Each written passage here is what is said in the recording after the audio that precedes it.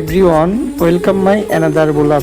নতুন একটা ভিডিওতে আপনাদের স্বাগতম। ভিডিওর টাইটেল দেখে নিশ্চয়ই বুঝে গেছেন, আজ আপনাদের সাথে রেস্টুরেন্টের মতন বাড়িতে চিকেন চপ তৈরি করার পদ্ধতি শেয়ার করব। আমরা সাধারণত বাড়িতে যেভাবে আলু ভর্তা করি, সেম ওইভাবে আলু সিদ্ধ করে একটু পেঁয়াজের পরিমাণ এবং কাঁচা মরিচের পরিমাণ বেশি করে ছোট ছোট কুচি করে আলু ভর্তার মতন মিহি করে ভর্তা করে নেব। একটি ব্রয়লার মুরগি থেকে ফ্রেশ যে অংশটুকু হাড্ডি বাদে মাংস, এই মাংসটুকু ব্লেন্ডারে ব্লেন্ড করে নিলাম। একটি ডিম, 2 চা চামচ আদা বাটা এবং 2 চা চামচ রসুন বাটা, স্বাদ মতো লবণ অ্যাড করে নিলাম।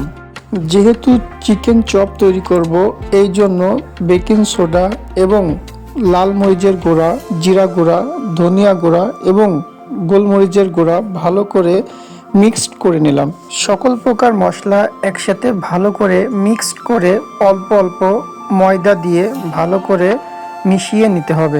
এমনভাবে খামির তৈরি করতে হবে যেন খুব সফট হয় এবং মাঝে মাঝে অল্প অল্প ময়দা দিতে হবে যাতে বেশি আঠালো বা শক্ত না হয়। চিকেন চপ তৈরি করার ডো তৈরি করা হয়ে গেছে। এই ডোটি আমি 10 থেকে 20 মিনিট রেখে দেব।